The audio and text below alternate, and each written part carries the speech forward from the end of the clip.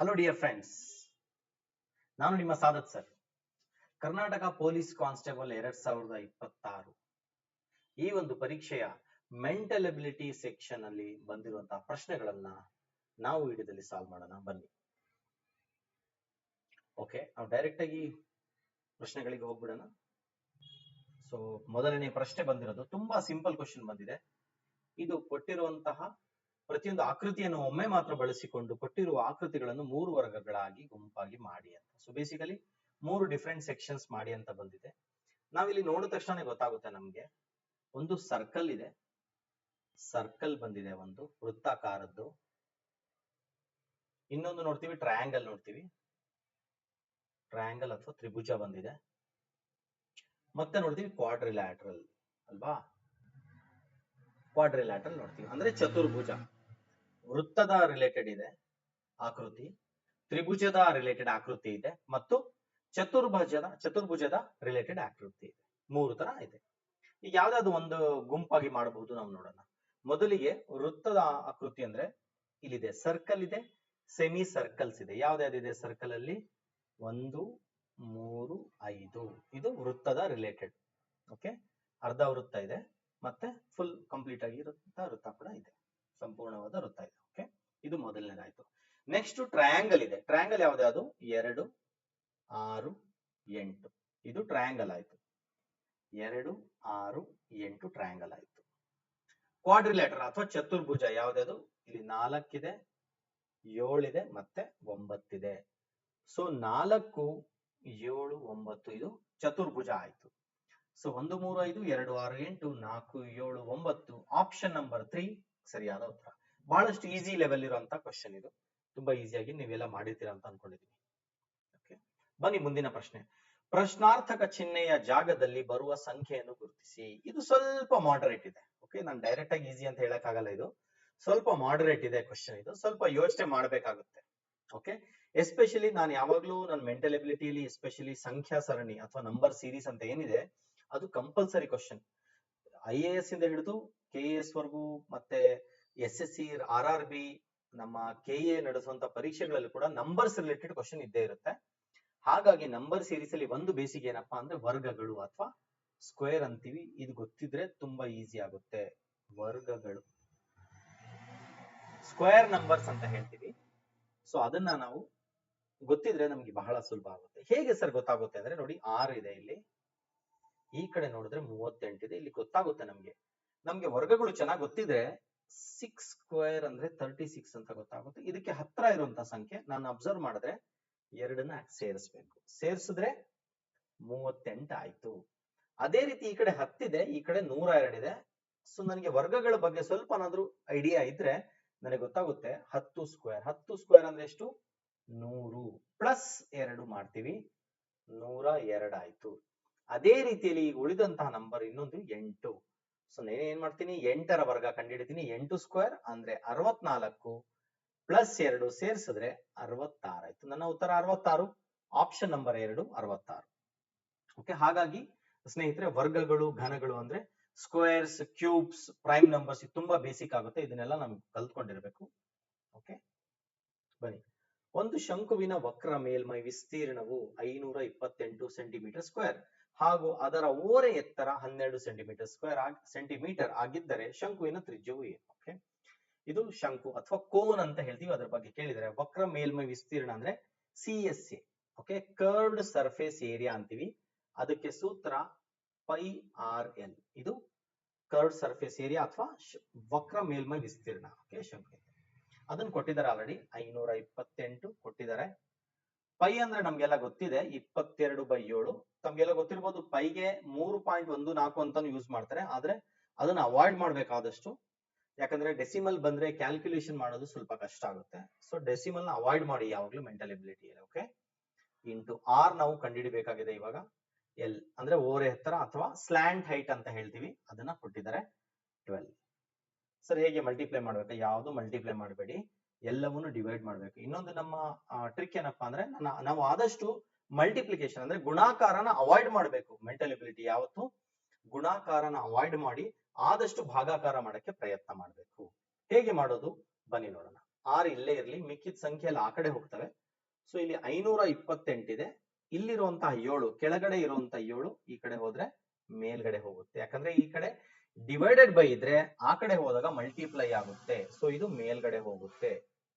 ಅದೇ ರೀತಿ ಇಲ್ಲಿರುವಂತಹ ಮೇಲ್ಗಡೆ ಇರುವಂತಹ ಅಂದ್ರೆ ನ್ಯೂಮರೇಟರ್ ಅಲ್ಲಿ ಇರುವಂತದ್ದು ಈ ಕಡೆಗೆ ಬಂದ್ರೆ ಕೆಳಗಡೆ ಬರುತ್ತೆ. ಇಂಟು ಇಲ್ಲೂ ಕೂಡ ಮೇಲ್ಗಡೆ ಇದೆ, ನ್ಯೂಮರೇಟರ್ ಅಲ್ಲಿ ಇದೆ, ಈ ಕಡೆಗೆ ಬಂದ್ರೆ ಡಿನಾಮಿನೇಟರ್ ಗೆ ಬರುತ್ತೆ. Okay, is equal to R. R ಆ ಕಡೆ ರೈಟ್ ಸೈಡ್ ಐತಿ, ಪರವಾಗಿಲ್ಲ. ಈಗ ನೋಡೋಣ ಯಾವ್ದಾದ್ರು ಡಿವೈಡ್ ಮಾಡಬಹುದಾ? ಖಂಡಿತ ಡಿವೈಡ್ ಮಾಡೋದು. ನೋಡಿದ ತಕ್ಷಣ ಗೊತ್ತಾಗುತ್ತೆ. ಇದು 12 4 48. ಓಕೆ, 12 4 48. 52ರಲ್ಲಿ 48 ಹೋದ್ರೆ 4 ಮಿಕ್ತು, ಮತ್ತೆ 8 ಇದೆ ಅಂದ್ರೆ ಮತ್ತೆ 48. ಅಲ್ಲಿಗೆ 12 44 ಮಲ್ಟಿಪ್ಲೈ ಮಾಡಿದ್ರೆ ಸರ್ 12 ನಮಗೆ ಗೊತ್ತಿರ್ಬೇಕಾ ಸರ್? ಬೇಸಿಕ್ ಗೊತ್ತಿರಲೇಬೇಕು ನಮ್ಗೆ. ಓಕೆನಾ? 12 4 48. ಸರ್ ನನಗೆ ಗೊತ್ತಿಲ್ಲ, ಬೇರೆ ಏನ್ ಮಾಡ್ಲಿ? 6ರಿಂದ ಡಿವೈಡ್ ಮಾಡಬಹುದು, 4ರಿಂದ ಡಿವೈಡ್ ಮಾಡಬಹುದು, ಆ ರೀತಿ ಬೇರೆ ಬೇರೆ ಸಂಖ್ಯೆಗಳಿಂದ ಅಥವಾ 2ರಿಂದ ಡಿವೈಡ್ ಮಾಡಬಹುದು. ಬಟ್ ಅದರಿಂದ ತುಂಬಾ ಟೈಮ್ ವೇಸ್ಟ್ ಆಗ್ಬಿಡುತ್ತೆ ಎಕ್ಸಾಮ್ಸ್ ಅಲ್ಲಿ. ಹಾಗಾಗಿ ನಾವು ಈ ತರದ ಕೆಲವು ಬೇಸಿಕ್ ಥಿಂಗ್ಸ್ ನ ತಿಳ್ಕೊಂಡಿದ್ರೆ ಫಾಸ್ಟ್ ಆಗಿ ಮಾಡಬಹುದು ಎಕ್ಸಾಮ್ ಅಲ್ಲಿ. ಓಕೆ, 44 ಆಯ್ತು. ಇಲ್ಲಿ ಕೆಳಗಡೆ ನೋಡಿದ್ರೆ ಡಿನಾಮಿನೇಟರ್ ಅಲ್ಲಿ 22 ಇದೆ. ಬಹಳ ಸುಲಭ ನಮ್ಗೆ. 22 1 22 2 ಹಾಗೆ ಹೋಯ್ತು. ಮಿಕ್ಕಿದೇನು? 2 × 7 14 ಅಂದ್ರೆ R is equal to 14. ಸರಿಯಾದ ಉತ್ತರ ಆಪ್ಷನ್ 4. ಓಕೆ, ತ್ರಿಜ್ಯ, ಶಂಕುವಿನ ತ್ರಿಜ್ಯ 14 ಸೆಂಟಿಮೀಟರ್. ಬನ್ನಿ ಮುಂದಿನ ಪ್ರಶ್ನೆ ನೋಡೋಣ. ಎಲ್ ಎಂದರೆ ಪ್ಲಸ್, ಎಂ ಅಂದರೆ ಮೈನಸ್ ಮತ್ತು ಎನ್ ಎಂದರೆ ಮೈನಸ್ ಎಂದಾದರೆ 1L N 9M 9N 1 ಅಂತ ಕೊಟ್ಟಿದ್ದಾರೆ. ತುಂಬಾ ಸುಲಭ. ನೀವು ಎಕ್ಸಾಮ್ ಅಲ್ಲಿ ಏನು ಫುಲ್ ಬರ್ಕೊಳಕ್ ಹೋಗ್ಬೇಡಿ, ನಾನು ಇಲ್ಲಿ ಮಾತ್ರ ಬರಿತಾ ಇದ್ದೀನಿ ಅಷ್ಟೇ. ನೀವು ಎಕ್ಸಾಮ್ ಅಲ್ಲಿ ಟೈಮ್ ಸೇವ್ ಮಾಡಬೇಕು. ಸದ್ಯಕ್ಕೆ ನಿಮಗೆ ಅರ್ಥ ಆಗ್ಲಿ ಅಂತ ನಾನು ಡೀಟೇಲ್ ಆಗಿ ಬರೀತೀನಿ. 1L 9M 9N 1. Okay, so 1 ಹಾಗೆ ಬರ್ಕೊಳೋದು, 1 ಹಾಗೆ ಬರ್ಕೊಂತೀನಿ. ಎಲ್ ಅಂದ್ರೆ ಏನು? ಪ್ಲಸ್, ಮತ್ತೆ 9 ಹಾಗೆ ಬರ್ಕೊಂಡು. ಎಂ ಅಂದ್ರೆ ಮೈನಸ್, ಮತ್ತೆ 9 ಇದೆ. ಎನ್ ಅಂದ್ರೆ ಕೂಡ ಮೈನಸ್ 1 ಇದೆ. ಇಲ್ಲಿ ನೋಡಿದ ತಕ್ಷಣ ಗೊತ್ತಾಗುತ್ತೆ ಫ್ರೆಂಡ್ಸ್. +9 -9 ಕ್ಯಾನ್ಸಲ್ ಆಯ್ತು, +1 -1 ಕ್ಯಾನ್ಸಲ್ ಆಯ್ತು. ಆನ್ಸರ್ 0. ಆಪ್ಷನ್ ಸಂಖ್ಯೆ 2. ಓಕೆ, ತುಂಬಾ ಈಸಿ ಕ್ವಶನ್ ಇದು. ಇದನ್ನ ನಾವು ಮ್ಯಾಥಮೆಟಿಕಲ್ ಕೋಡಿಂಗ್ ಅಂತೀವಿ ಅಥವಾ ಸಬ್ಸ್ಟಿಟ್ಯೂಷನ್ ಕೋಡಿಂಗ್ ಅಂತೀವಿ. ಕೋಡಿಂಗ್ ಡಿಕೋಡಿಂಗ್ ಅಲ್ಲಿ ಇದು ಒಂದು ರೀತಿಯ ವಿಧ. ಅಂದ್ರೆ ಅಕ್ಷರದ ಬದಲು ಯಾವ್ದಾದ್ರು ಸಿಂಬಲ್ ಕೊಡೋದು, ಆ ತರದ್ ಮಾಡ್ತಾರೆ. ಓಕೆ, ತುಂಬಾ ಸುಲಭ ಇದೆ ಇದು ಕೂಡ. ಬನ್ನಿ ಇನ್ನೊಂದು ನನ್ನ ಫೇವರಿಟ್, ಕ್ಯೂಬ್ಸ್ ಅಂಡ್ ಡೈಸ್. ತುಂಬಾ ಚೆನ್ನಾಗಿ ಕೊಟ್ಟಿದ್ದಾರೆ ಪ್ರಶ್ನೆನ, ಈಸಿಯಾಗಿ ಕೂಡ ಇದೆ. ಇದು ಕೂಡ ಈಸಿ ಲೆವೆಲ್. ಪ್ರೀವಿಯಸ್ ಕ್ವಶನ್ ಕೂಡ ಈಸಿ ಲೆವೆಲ್. ಸರ್ ಹೇಗೆ ಮಾಡೋದು ಕ್ಯೂಬ್ಸ್ ಅಂಡ್ ಡೈಸ್? ತುಂಬಾ ಸಿಂಪಲ್. ಆಲ್ಟರ್ನೇಟ್ ಫೇಸಸ್ ಆಪೋಸಿಟ್ ಅಷ್ಟೇ. ಅಂದ್ರೆ ಇಲ್ಲಿ ನೋಡಿ, ಮೈನಸ್ ಗೆ ಆಪೋಸಿಟ್ ಡಿವೈಡೆಡ್ ಬೈ. ಇಲ್ಲಿ ಬರೀತೀನಿ, ಮೈನಸ್ ಗೆ ಆಪೋಸಿಟ್ ಯಾವ್ದಪ್ಪ ಅಂದ್ರೆ ಡಿವೈಡೆಡ್ ಬೈ. ಇಂಟು ಸೈನ್ ಇದೆ, ಮಲ್ಟಿಪ್ಲಿಕೇಶನ್. ಇದಕ್ಕೆ ಆಪೋಸಿಟ್ ಯಾವುದು? ಆಸ್ಟರಿಸ್ಕ್. ಆಲ್ಟರ್ನೇಟ್, ಒಂದ್ ಬಿಟ್ಟು ಒಂದು ಮನೆ ಬಿಟ್ಟು ಒಂದ್ ಮನೆ ಅಷ್ಟೇ. ಸಿಂಪಲ್. ಒಂದ್ ಮನೆ ಬಿಟ್ಟು ಒಂದ್ ಮನೆ ಹೋಗ್ಬೇಕಷ್ಟೇ. ಓಕೆ, ಅಟ್ ದ ರೇಟ್ ಅಂತಾನು ಕರಿತೀವಿ, ಆಸ್ಟರಿಸ್ಕ್ ಅಂತಾನು ಕರಿತೀವಿ. ಮಿಕ್ಕಿದ ಯಾವ್ದು ಜೋಡಿ? ಇಲ್ಲಿ ಪ್ಲಸ್ ಇದೆ, ಇಲ್ಲಿ ಹ್ಯಾಶ್ ಇದೆ. ಸೊ ಪ್ಲಸ್ ಗೆ ಆಪೋಸಿಟ್ ಹ್ಯಾಶ್ ಅಥವಾ ಆಸ್ಟರಿಸ್ಕ್ ಅಂತ ಕರಿತೀವಿ, ಹ್ಯಾಶ್ ಟ್ಯಾಗ್ ಅಂತ ಕರಿತೀವಿ. Okay, hash. Fine. So minus ಗೆ ಆಪೋಸಿಟ್ ಡಿವೈಡೆಡ್ ಬೈ, ಇಂಟು ಗೆ ಆಪೋಸಿಟ್ ಆಸ್ಟರಿಸ್ಕ್, ಪ್ಲಸ್ ಗೆ ಆಪೋಸಿಟ್ ಹ್ಯಾಶ್. ಫೈನ್. ಇವಾಗ ಒಂದು ರೂಲ್ ಇದೆ, ನೀವು ನನ್ನ ವಿಡಿಯೋಸ್ ನೋಡಿದ್ರೆ ಗೊತ್ತಾಗುತ್ತೆ. Opposite faces cannot be together ಅಂತ ನಾನು ಹೇಳ್ತೀನಿ ಯಾವಾಗ್ಲೂ. Opposite faces cannot be together. ಓಕೆನಾ? ಏನಿದ್ರ ಅರ್ಥ? ಆಪೋಸಿಟ್, ಒಂದಕ್ಕೊಂದು ಆಪೋಸಿಟ್ ಇರುವಂತಹ ಫೇಸಸ್ ಯಾವುದೇ ಕಾರಣಕ್ಕೂ ಜೊತೆಲಿ ಬರಕ್ ಸಾಧ್ಯ ಇಲ್ಲ. ಫಾರ್ ಎಕ್ಸಾಂಪಲ್ ಏನ್ ಹಾಗಂದ್ರೆ, ನನ್ನ ಕೈ ನೋಡ್ತಾ ಇದ್ದೀರಾ ಇವಾಗ ನೀವು ಈ ಕಡೆ ನೋಡಿದ್ರೆ ಈ ಕಡೆ ಫೇಸ್ ನ ನೀವು ನೋಡಕ್ ಆಗೋದಿಲ್ಲ, ಅಥವಾ ಈ ಕಡೆ ಇರುವಂತ ಕೈ ನೋಡಿದ್ರೆ ಈ ಕಡೆ ಏನಿದೆ ಅಂತ ನೀವು ನೋಡಕ್ ಆಗಲ್ಲ. ಇದ್ರ ಅರ್ಥ ಸಿಂಪಲ್. ಏನಪ್ಪಾ ಅಂದ್ರೆ, ಆನ್ಸರ್ ಆಪ್ಷನ್ ಅಲ್ಲಿ ಬರುವಂತಹ ಫಿಗರ್ ಆಪೋಸಿಟ್ ಇರುವಂತಹ ಚಿಹ್ನೆಗಳು ಒಟ್ಟಿಗೆ ನಮ್ಗೆ ಒಂದೇ ಚಿತ್ರದಲ್ಲಿ ಕಾಣೋದಿಲ್ಲ. ಇನ್ನೊಂದ್ಸಲ ಹೇಳ್ತೀನಿ, ಕೇಳಿಸ್ಕೊಳ್ಳಿ. ಆಪೋಸಿಟ್ ಇರುವಂತಹ ಫೇಸಸ್ಗಳು, ಮುಖಗಳು ಒಟ್ಟಿಗೆ ಒಂದೇ ಚಿತ್ರದಲ್ಲಿ ಕಾಣಕ್ಕೆ ಸಾಧ್ಯನೇ ಇಲ್ಲ. ಓಕೆ, ಸೊ ಬನ್ನಿ ಮೊದಲನೇ ಚಿತ್ರ ನೋಡೋಣ. ಇಲ್ಲಿ ಇಂಟು ಇದೆ, ಅಟ್ ಇದೆ, ಪ್ಲಸ್ ಇದೆ. ಇಲ್ಲಿ ನೋಡಿ, ಇಂಟುಗೆ ಅಟ್ ಅನ್ನೋದು ಆಲ್ರೆಡಿ ಆಪೋಸಿಟ್. ಆಪೋಸಿಟ್ ಇರೋದು ಜೊತೆಲಿ ಕಾಣಿಸಕ್ಕೆ ಸಾಧ್ಯ ಇದೆಯಾ? ಇದ್ರ ಅರ್ಥ ಪಕ್ಕದಲ್ಲಿ ಇದೆ ಅಂತ ಚಾನ್ಸ್ ಇಲ್ಲ. ಇದು ಆಪೋಸಿಟ್ ಇರೋದು. ಸೊ ಇದು ತಪ್ಪಾದ ಉತ್ತರ ಆಗೋದಿಲ್ಲ. ಇದು ಆಪ್ಷನ್ 2. ಮೈನಸ್ ಇದೆ, ಡಿವೈಡೆಡ್ ಬೈ ಇಂಟು ಇದೆ. ಮೈನಸ್ ಗೆ ಆಪೋಸಿಟ್ ಡಿವೈಡೆಡ್ ಬೈ ಆಲ್ರೆಡಿ ಕೊಟ್ಟಿದ್ದಾರೆ, ಅದು ಕೂಡ ಆಗಕ್ ಸಾಧ್ಯನೇ ಇಲ್ಲ. ಯಾಕಂದ್ರೆ ಇವೆರಡು ಆಪೋಸಿಟ್ ಫೇಸಸ್. 4ನೇ ಆಪ್ಷನ್ ನೋಡಿದ್ರೆ ನಾನು ಹ್ಯಾಶ್ ಪ್ಲಸ್ ಮೈನಸ್. ಇಲ್ಲಿ ನೋಡಿ, ಹ್ಯಾಶ್ ಮತ್ತೆ ಪ್ಲಸ್ ಆಪೋಸಿಟ್ ಅಂತ ಆಲ್ರೆಡಿ ಇದೆ, ಇದು ಕೂಡ ಆಗಕ್ ಚಾನ್ಸೇ ಇಲ್ಲ. ಸೊ ಸರಿಯಾದ ಉತ್ತರ 3 ಡೈರೆಕ್ಟ್ ಆಗಿ ನೀವು ಟಿಕ್ ಮಾಡಬಹುದು. ಬೇಕಿದ್ರೆ ಇನ್ನೊಂದ್ಸಲ ವೆರಿಫೈ ಮಾಡ್ಕೊಳ್ಳೋಣ. ಮೈನಸ್ ಪ್ಲಸ್ ಇಂಟು, ಇಲ್ಲಿ ನೋಡಿ ಮೈನಸ್ ಪ್ಲಸ್ ಇಂಟು ಇದು ಯಾವುದೇ ಕಾರಣಕ್ಕೂ ಒಂದಕ್ಕೊಂದು ತದ್ವಿರುದ್ಧ ಇಲ್ಲ. ಅಂದ್ರೆ ಈ ಒಂದು ತದ್ವಿರುದ್ಧ ಇಲ್ಲ ಅಂದ್ರೆ ಪಕ್ಕದಲ್ಲಿ ಇದಾವೆ ಅಂತ ಅರ್ಥ. ಸೊ ಪಕ್ಕದಲ್ಲಿ ಇರೋದ್ರಿಂದ ಇಲ್ಲಿ ಒಂದೇ ಕಡೆ ನಮಗೆ ಕಾಣಿಸ್ಬೋದು, ಪಕ್ಕದ ಕಾಣಿಸ್ಬೋದು, ನನಗೆ ಪಕ್ಕದ ಕಾಣಿಸ್ಬೋದು, ಇದಕ್ ಪಕ್ಕ ಇದು ಕಾಣಿಸ್ಬೋದು, ಇದು ಹಿಂದೆ ಇರೋದು ಕಾಣಿಸೋದಿಲ್ಲ ಯಾವತ್ತು. ಹಾಗಾಗಿ ಆಪ್ಷನ್ 3 ಸರಿಯಾದ ಉತ್ತರ. ಬನ್ನಿ, ಡೇಟಾ ಇಂಟರ್ಪ್ರಿಟೇಷನ್ ರಿಲೇಟೆಡ್ ಕ್ವಶನ್ಸ್. ನನ್ನ ಆನ್ಲೈನ್ ಸೆಷನ್ಸ್ ಅಲ್ಲಿ ನಾನು ಮಾಡಿರೋ ತರಗತಿಯಲ್ಲಿ ಹೇಳಿದ್ದೆ ಇದನ್ನ ಯೂಟ್ಯೂಬ್ ಅಲ್ಲಿ, ಡೇಟಾ ಇಂಟರ್ಪ್ರಿಟೇಷನ್ ಕ್ವಶನ್ ಒಂದು ಬರಬಹುದು ಅಂತ. ಹಾಗೆ ಬಂದಿದೆ ಕೂಡ. ತುಂಬಾ ಸಿಂಪಲ್ ಕ್ವಶನ್ ಕೇಳಿದ್ದಾರೆ. ಇದನ್ನು ಕೂಡ ಹೇಳಿದೆ, ಪರ್ಸೆಂಟೇಜ್ ಚೇಂಜ್ ಬಗ್ಗೆ ಕ್ವಶನ್ ಕೇಳಬಹುದು ಅಂತ. ಓಕೆ ಸ್ನೇಹಿತರೆ, ಇನ್ನೊಂದು ಮಾತು, ಯಾವುದೇ ಕಾರಣಕ್ಕೂ ನಾನು ಯಾವುದೇ ತರಗತಿಯಲ್ಲಿ ಕ್ಲೈಮ್ ಮಾಡೋದಿಲ್ಲ ನಾನು ಹೇಳಿದ್ದೆ ಬರುತ್ತೆ ಅಂತ. ಇದು ನನ್ನ ಒಂದು ಅಭಿಪ್ರಾಯ. ಯಾಕಂದ್ರೆ ನಾವು ಆಸ್ ಎ ಫ್ಯಾಕಲ್ಟಿ ನಾವೇನ್ ಮಾಡ್ತೀವಿ, ಸಮ್ ಟೈಮ್ಸ್ 100% ಅಂತ ಹೇಳ್ಬಿಡ್ತೀವಿ ಕಾನ್ಫಿಡೆನ್ಸ್ ಅಲ್ಲಿ. ಓಕೆ, ಬಟ್ ನಾನ್ ಹೇಳೋದೇನಪ್ಪಾ, ನ್ಯಾಚುರಲ್ ಆಗಿ ಪ್ರಾಕ್ಟಿಕಲ್ ಆಗಿರ್ಬೇಕು.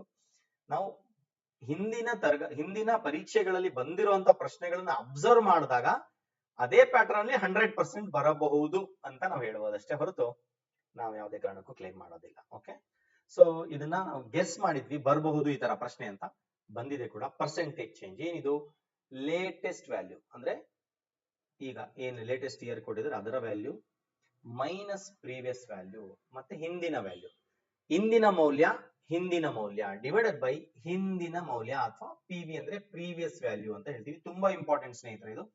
ಇದನ್ನ ನೀವೆಲ್ಲಾದ್ರೂ ಒಂದ್ ಕಡೆ ನೋಟ್ ಮಾಡ್ಕೊಳ್ಳಿ, ಬಹಳ ಇಂಪಾರ್ಟೆಂಟ್. ಓಕೆ, ಏನಿದೆ ಲೇಟೆಸ್ಟ್ ಹೇಳಿ, ಕ್ವಶನ್ ಅಲ್ಲಿ ಏನ್ ಹೇಳಿದ್ದಾರೆ ಅವರು, 2019 ಮತ್ತು 20ರ ನಡುವಿನ. ಸೊ 20 ಅನ್ನೋದು ನಿಮ್ಗೆ ಲೇಟೆಸ್ಟ್ ಆಯ್ತು, 20ರ value 15 ಬರ್ಕೊಂತೀನಿ.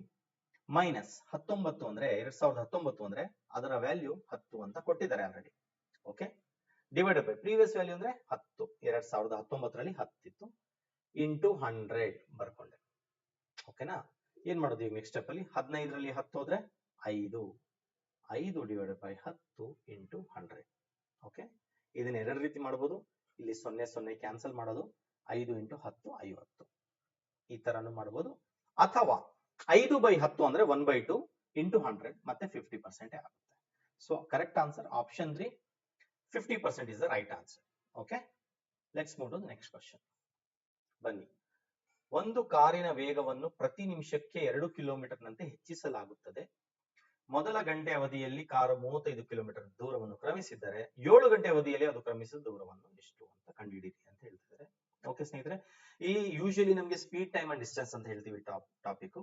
Speed time and distance ಬಂದಾಗ ಯೂಶಲಿ ಬಹಳಷ್ಟು ಸ್ಟೂಡೆಂಟ್ಸ್ ಸ್ವಲ್ಪ ಹೆಸಿಟೇಟ್ ಮಾಡ್ತಾರೆ. ಓಕೆ, ಇದು ಸಹಜ. ಸೊ ಇದನ್ನ ನಾನು ಈಸಿ, ಮಾಡರೇಟ್ ಡಿಫಿಕಲ್ಟಿಯಲ್ಲಿ, ಸ್ವಲ್ಪ ಡಿಫಿಕಲ್ಟಿ ಲೆವೆಲ್ ಅಲ್ಲಿ ಈ ಕ್ವಶನ್ ನಾನು ಇಡ್ತೀನಿ. ಓಕೆ, ನಾನು ಹೇಳೋದಿಲ್ಲ ತುಂಬಾ ಈಸಿ ಅಂತ ಹೇಳೋದಿಲ್ಲ, ಸ್ವಲ್ಪ ನೆಕ್ಸ್ಟ್ ಲೆವೆಲ್ ಇರುತ್ತೆ, ಸ್ವಲ್ಪ ಯೋಚನೆ ಮಾಡಬೇಕು ಜಾಸ್ತಿ. ಸ್ಟ್ರೈಟ್ ಫಾರ್ವರ್ಡ್ ಕ್ವಶನ್ ಅಲ್ಲ ಇದು ಖಂಡಿತ. ಇಲ್ಲಿ ಸ್ವಲ್ಪ ಏನ್ ಯೋಚನೆ ಮಾಡಬೇಕು, ಪ್ರತಿ 30 ನಿಮಿಷಕ್ಕೆ 2 ಕಿಲೋಮೀಟರ್ ನಂತೆ ಹೆಚ್ಚಿಸಲಾಗುತ್ತದೆ ಅಂತ ಹೇಳ್ತಾರೆ. ಓಕೆ, ಮೊದಲ 1 ಗಂಟೆ ಅವಧಿಯಲ್ಲಿ ಕಾರು 35 ಕಿಲೋಮೀಟರ್ ದೂರವನ್ನು ಕ್ರಮಿಸಿದ್ದರೆ, ಓಕೆ, 7 ಗಂಟೆ ಅವಧಿಯಲ್ಲಿ ಅದು ಕ್ರಮಿಸಿದ ದೂರವನ್ನು ಕಂಡುಹಿಡಿಯಿರಿ ಅಂತ ಹೇಳಿದ್ದಾರೆ. ಓಕೆ, ಏನು ಹಾಗಂದ್ರೆ ಹೇಗಪ್ಪ ಮಾಡೋದು, 2 ಕಿಲೋಮೀಟರ್ ಹೋಗ್ತಾ ಇದೆ, ಜಾಸ್ತಿ ಆಗ್ತಾ ಇದೆ, ಹೆಂಗೆ ಜಾಸ್ತಿ ಆಗುತ್ತೆ ಸ್ಪೀಡ್, ಏನ್ ಮಾಡೋದು ಅಂತ ಅಂದ್ರೆ ಇವಾಗ ನಾವು ನೋಡೋಣ.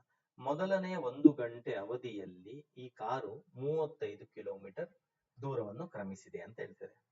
ಸೊ ಮೊದಲನೇ 1 ಅವರ್ ಅಂತ ಬರ್ಕೊಂತೀನಿ, 35 ಕಿಲೋಮೀಟರ್ ಟೋಟಲ್. ಓಕೆ, ಮೊದಲನೇ 1 ಅವರ್ ಅಲ್ಲಿ 35 ಆಗಿದೆ ಅಂದ್ರೆ ಏನರ್ಥ, ಮೊದಲನೇದು 17 ಮತ್ತೆ ಇದು 18. ಸ್ನೇಹಿತರೆ, ನಾನು ಇದು ಕ್ವಶನ್ ಎಲ್ಲ ಸ್ವಲ್ಪ ಮಿಸ್ಟೇಕ್ ಆಗಿದೆ ಅನ್ಸಿ, ಇದು 1 ಕಿಲೋಮೀಟರ್ ಇನ್ಕ್ರೀಸ್ ಆಗುತ್ತೆ, 30 ನಿಮಿಷಕ್ಕೆ 1 ಕಿಲೋಮೀಟರ್. ಸಾರಿ, ಕ್ವಶನ್ ಮಿಸ್ಟೇಕ್ ಆಗಿದೆ ಇಲ್ಲಿ ಕಾಪಿ ಮಾಡ್ಬೇಕಾದ್ರೆ. ಓಕೆ, ಸೊ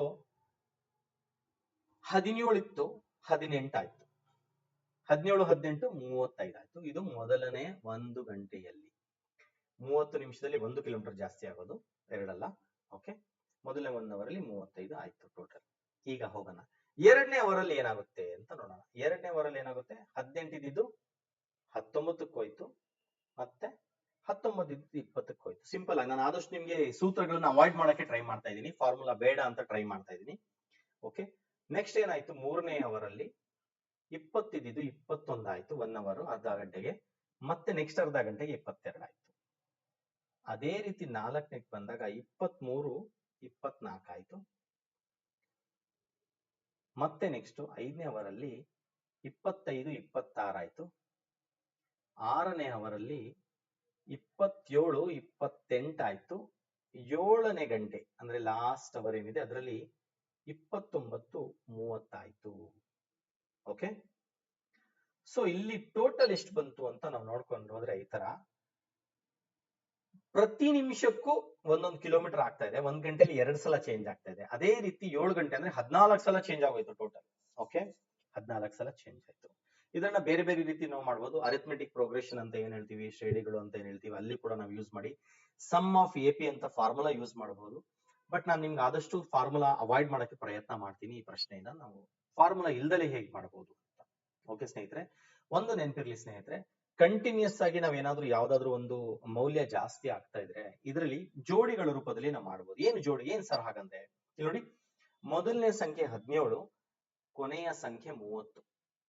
ಸೊ ಇದನ್ನ ಬರ್ಕೊಂತಾ ಇದೀನಿ ನೋಡು. ಮೊದಲನೇ ಜೋಡಿ 17 ಪ್ಲಸ್ 30, ಆನ್ಸರ್ ಎಷ್ಟು ಬಂತು? 47. ಓಕೆನಾ.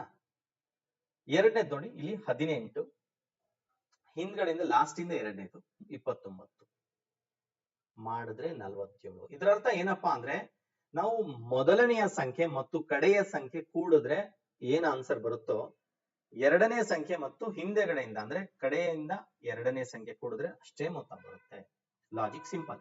ಯಾವಾಗ ಇದು ಕಾನ್ಸ್ಟೆಂಟ್ ಆಗಿ ಇನ್ಕ್ರೀಸ್ ಆಗಿದೆ. ಸೊ ಈ ಪ್ರಶ್ನೆಯಲ್ಲಿ ಕಾನ್ಸ್ಟೆಂಟ್ ಆಗಿ ಇನ್ಕ್ರೀಸ್ ಆಗೋಗ್ತಾ ಇರೋದ್ರಿಂದ ಖಂಡಿತವಾಗೂ ನಮ್ಮ ಲಾಜಿಕ್ ಕರೆಕ್ಟ್ ಆಗುತ್ತೆ. 47 ಅಂದ್ರೆ ನಾವು ಜೋಡಿಗಳನ್ನ ಮಾಡಬಹುದು, ತುಂಬಾ ಜೋಡಿ. ಅಲ್ಲಿಗೆ 7 ಗಂಟೆ ಅಂದ್ರೆ ಎಷ್ಟು ಜೋಡಿ ಮಾಡಿದ್ವಿ?